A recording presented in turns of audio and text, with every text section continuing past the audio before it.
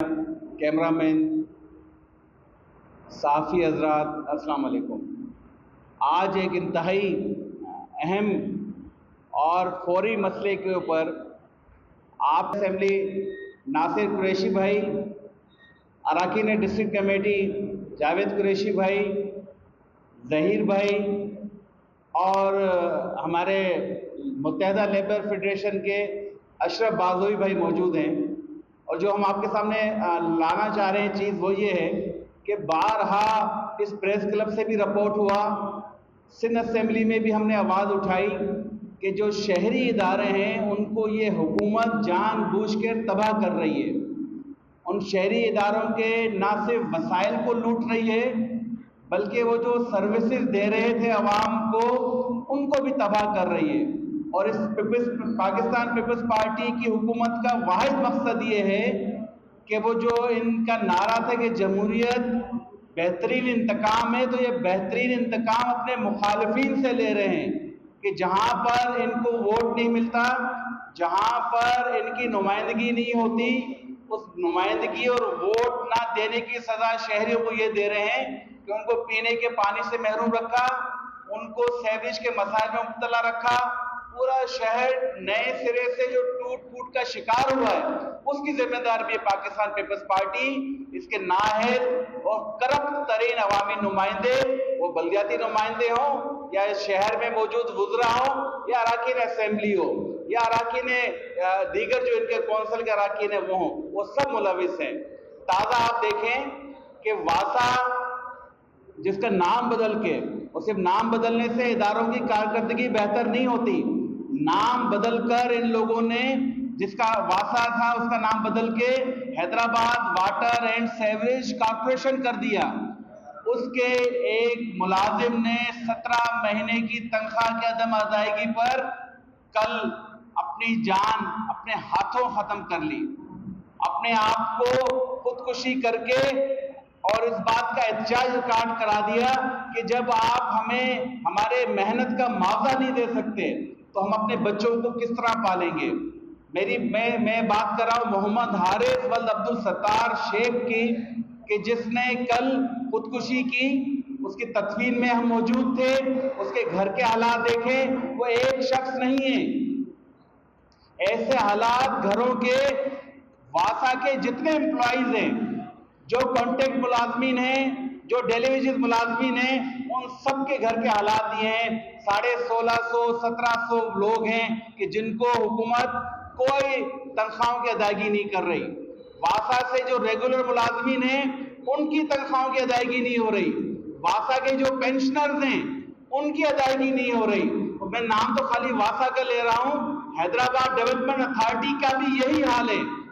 तो ये सारे करप्ट हुक्मरान अपनी अयाशियों में, अपने नाम निहाद दावों में, अपनी तरक्की के दावे करने में लगे हुए हैं, प्रोग्राम कर रहे हैं, लेकिन इनकी नजर उन इदारों की तरफ नहीं जा रही जो शहरों को सहूलतें फराहम कर रहे हैं। और ये सिर्फ वासा की एक कहानी नहीं है। मैं ये सवाल पूछना चाहता हूं कि जब 2023 में वासा का नाम बदल के Hyderabad water and sewerage corporation कर दिया है, उस 2023 के बाद 2024 में इसका गवर्निंग बॉडी भी बना दी है, तो कभी आप लोगों ने मुलाहिजा किया है कि उस गवर्निंग बॉडी में कौन लोग शामिल हैं? इस शहर में 4 इदारे हैं जिनका ताल्लुक बराह रास्त अवाम से है, जिनका ताल्लुक बराह रास्त हैदराबाद से है, जिनके वारिस, जिनके ऊपर हैदराबाद के लोगों का एतमाद था, जो हैदराबाद के लोगों को सर्विस करते हैं।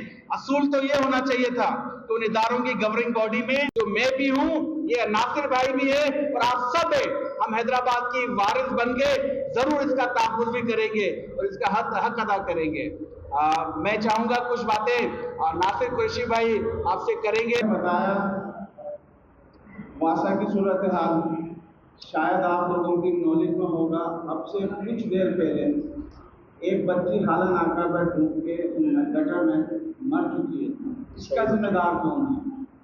इससे पहले भी कई दफ़ा इसी शहर हैदराबाद में बच्चे किसी मैन होल खुले होने की वजह से डूब गए, कई बच्चे शहीद हो चुके हैं। यहाँ तक के जो रोजगार निकलने, रक्षा चलाने वाले, ठेले चलाने वाले, उनको किस तरीके का ये सफ़र करना पड़ रहा है। इस वासा की और नाहिद मेयर की वजह से ये तख्ती मेयर जब से बैठा हुआ है, इसने सिर्फ तख्ती लगाने के अलावा और कुछ नहीं किया। यहाँ पर इसको ये खबर नहीं कि मेरे चेयरमैन क्या कर रहे हैं, अपने तकब्बुर में चल रहा है। ये शहर हैदराबाद को लाड़काना करना चाहते हैं, इस शहर हैदराबाद को मोहनजोदड़ो करना चाहते हैं। ये चाहते क्या है इन्हें, या ये कोई ऊपर से या इनकी क़यादत ने कह दिया कि हैदराबाद को तबाह करो, आपको कोई शेड दी जाएगी, आपको एक तख्ती दे दी जाएगी, उसके अंदर आपका नाम लिख दिया जाएगा। ये कब तक हैदराबाद को इस तरीके से लूट के खाते रहेंगे?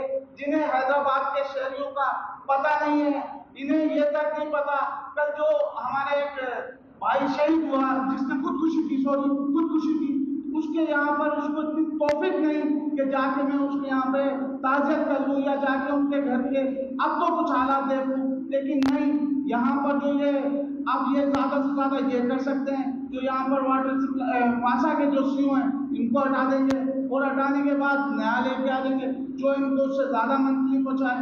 यहाँ पर इन्होंने सिर्फ और सिर्फ हैदराबाद को करप्शन का घर बना दिया। करप्शन जैसे हो रही है वैसे ये लोग आ रहे हैं।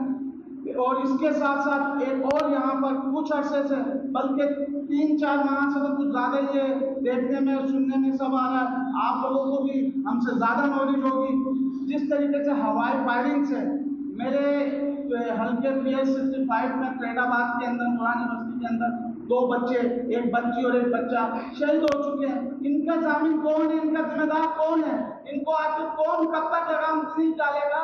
यहाँ पर जैसा चाहे SHO लग जाए, जैसे चाहे हटा दिया जाए, जैसे चाहे अपनी मनमानियां कर ले, न इनसे हवाई फायरिंग रुकती है, न शादी ब्याहों के लिए कुछ टाइमिंग दी है।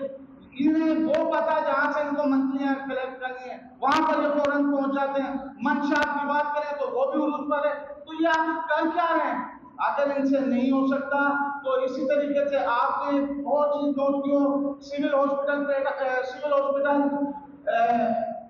हैदराबाद, इसके अंदर MRI CT स्कैन मशीनरी नहीं है। हर बंदा, हर पेशेंट बाहर से एडवांस से या किसी और इदारों से वो जाके हजारों में जाके CT स्कैन MRI करवा रहा है। इसकी जामिन कौन है?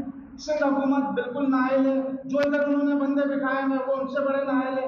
आखिर कब तक ये अपना किबला दुरुस्त कर लें? नहीं तो इंशाअल्लाह ताला अवाम के साथ मिलकर बहुत जल्द इनके खिलाफ एहतजाज भी करेंगे, धरना भी देंगे, क्योंकि अब बर्दाश्त से बाहर हो चुका और इंशाअल्लाह ताला इसका अमल बहुत जल्दी आने वाला है।